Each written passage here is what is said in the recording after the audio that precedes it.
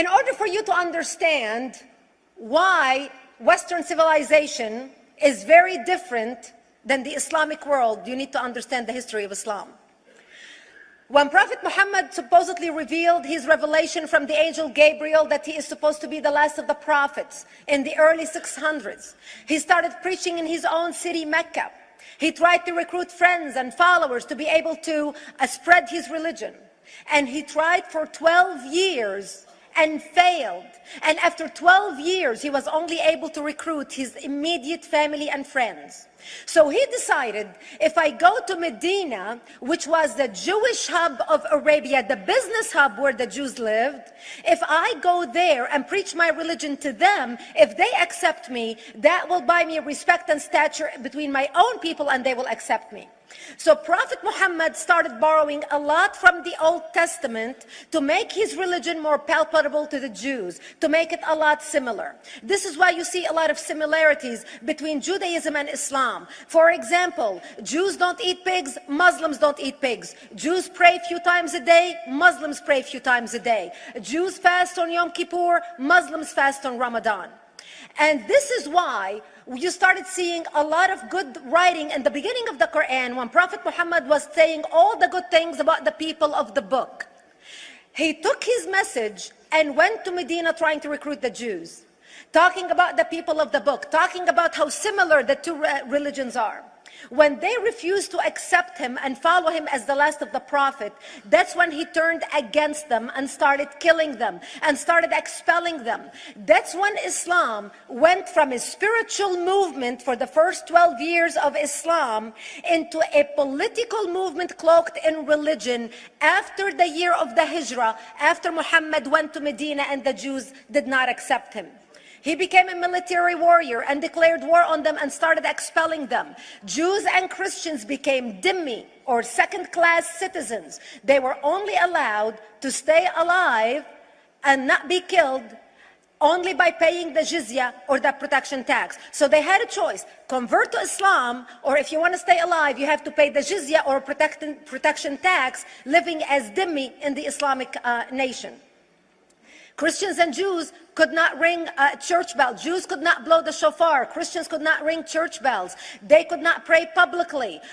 Christians and Jews could not gather together and build new churches or new temples. And the way they paid the jizya or the protection tax was in a monthly ceremony where they would get together downtown and the Jew would kneel on his knee and hand his goods to the mullah, who would take the goods as the price for buying the protection. And in many areas, Jews and Christians were given necklaces to wear as a receipt that they paid their jizya or their protection tax. Jews considered najis under Islam. Najis is bodily fluid. Najis is garbage. Najis is dogs. Najis is dirty. So Christians and Jews were treated as second-class citizens. Islam continued to grow. As Islam grew, more people became dhimmi or second-class citizens. Jews and Christians were given identifiable clothing. The yellow star, which was given to the Jews that most people think is a German invention. It was actually an Islamic invention in the 9th century in Iraq by the second Khalif al-Mutawakkil of Iraq, who invented the yellow star for the Jews to be identified as they walked down the street. Because Jews were considered najis, if a Muslim man or a Jew walked on the same side of the street, the Jew had to cross the other side so the Muslim man can walk, so he's not dirtied by the filth of the Jew. Christians were given the zunnar, the belt, which most of you men are wearing right now. That was an Islamic invention for the Christians. Islam continued to grow. They went all the way to Jerusalem. They conquered Jerusalem. Christians couldn't ring their church bells in Jerusalem. The Pope in Rome in 1090 told the Christians, how could you sit idly by and allow your brethren to suffer like this in the Holy Land? You need to go liberate the Christians. You need to go help the Christians. That's why the Crusaders were launched. The Crusaders... The Crusaders were not launched because they just felt like waking up in the morning and going and converting a bunch of Muslims or beheading them. The Crusaders were launched to liberate Jerusalem. And they were able to liberate Jerusalem for less than 100 years before Salah ad-Din al-Ayyubi, Saladin, took it back, and Jerusalem remained under Islamic control until 1967, when the State of Israel liberated Jerusalem, where Christians, Jews, and Muslims could pray under the same sky.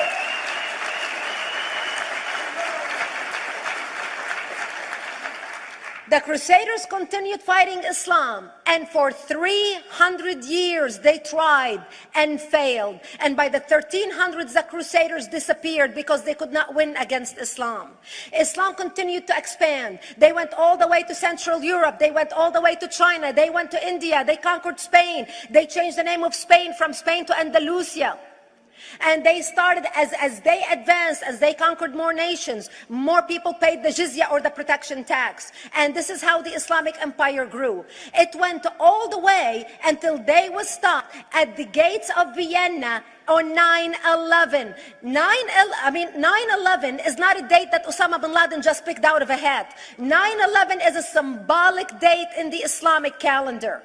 Between the 1600s, Islam had covered more of the earth's surface than the Roman Empire did at its peak.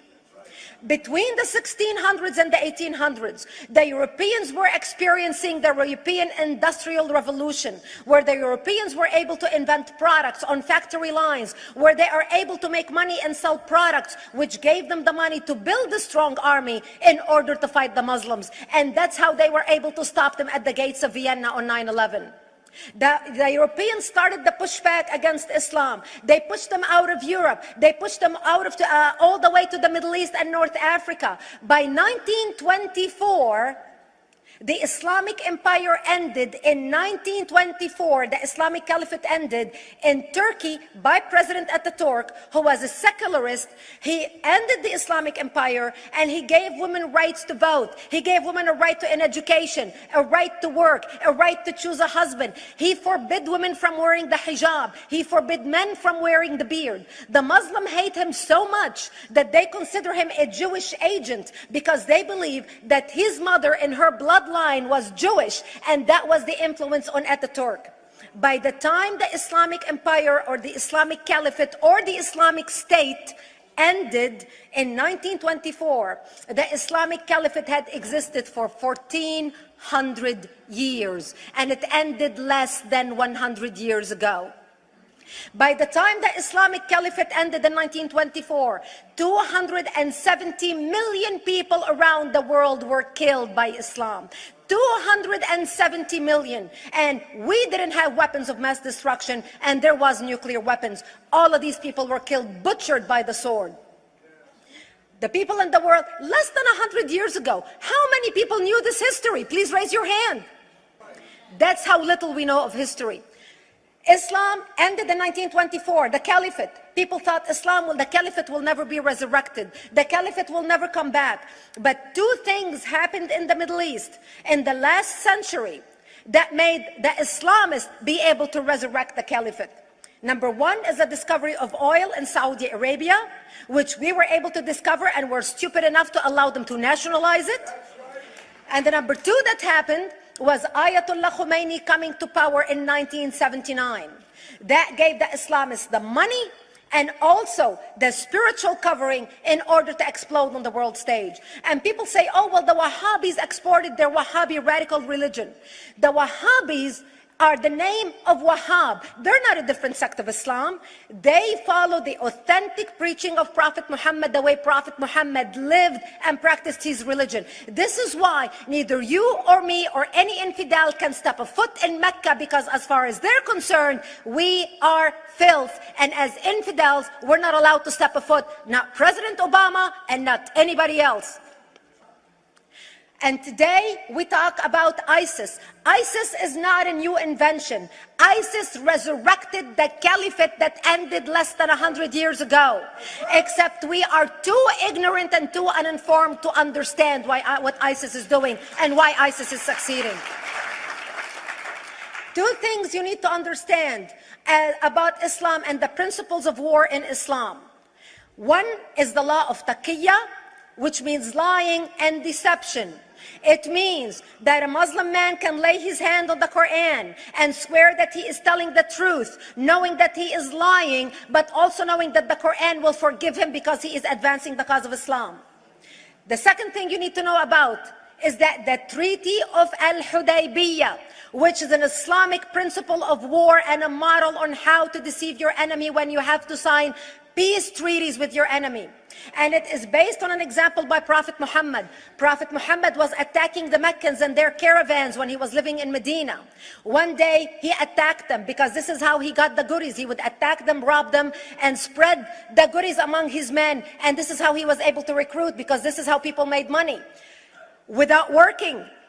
And so he attacked the Meccan caravans. When he realized he's not able to defeat the Meccans in that city of Al-Hudaybiyah, in that place, he signed a 10-year treaty with them. Does that sound familiar? Yes. A 10-year treaty with them that says he will not attack them, he will have peace with them, he will not declare war on them.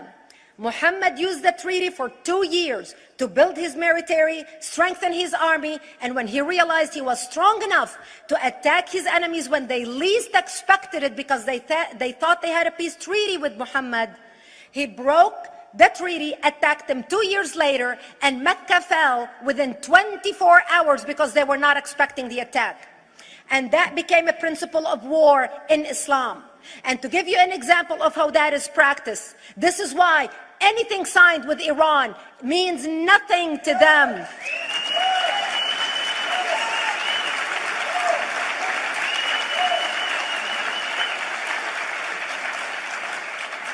And to give you an example of how this law has been put to use in recent history, Yasser Arafat, who's not an Islamist, but he is a Muslim, met with the Israelis and signed the Oslo Accord in 1993. Remember all the handshaking at the lawn of the White House? The Oslo Accord, Yasser Arafat used the peace treaty, the Oslo Accord with Israel, to get Israel to bring him back and give him his territory, finance his military, train his police, and give his police the weapons. Yasser Arafat broke the Oslo Accord 8 years later, didn't even wait 10 years, and declared the second Intifada in 2000, and all hell broke loose. He used the same treaty to win and deceive against his enemies and deceive his enemies. When Jordanian press, after Yasser Arafat signed the Oslo Accord with Israel, and Egyptian press would interview Yasser Arafat, and they would say, how could you sign a peace treaty with the devil? How could you sign a peace treaty with the Jews? Yasser Arafat will tell them, remember Hudaybiyah. That's all he would have to say. The whole Muslim world knew exactly what Yasser Arafat was talking about. We in the West and the Jews in Israel, it was over their heads. Nobody understood what Hudaybiyah was referring to. And this is the type of deception that we are dealing with. So when Iran signs a peace treaty with the United States for 10 years, they are using us as useful idiots, as gullible, ignorant people who are signing a peace treaty with the devil in order for Iran to continue her thing. The next president be well informed about the history of radical Islam, understand our enemy, understand what ISIS is all about, understand what their end goal is. And this is exactly, people are wondering how come ISIS is having such success recruiting people from all over the world. They exploded all over the world. The Pew Research did a poll, and of course the Pew Research is not Brigitte Gabriel, is not Fox News, is not Tony Perkins.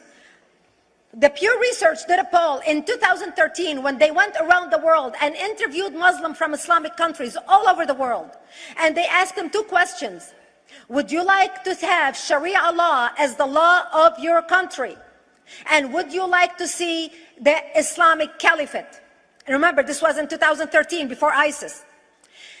The 5 top countries in the world, in the Islamic world, the 5 top Islamic countries: Indonesia, 204 million Muslims. Indonesia, Pakistan, Egypt, Nigeria, and Bangladesh. 77% of Muslims interviewed in these Islamic countries, 77% want the establishment of Sharia law and want the establishment of an Islamic state.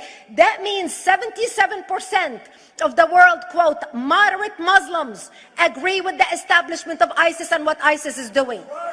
Let's not fool ourselves.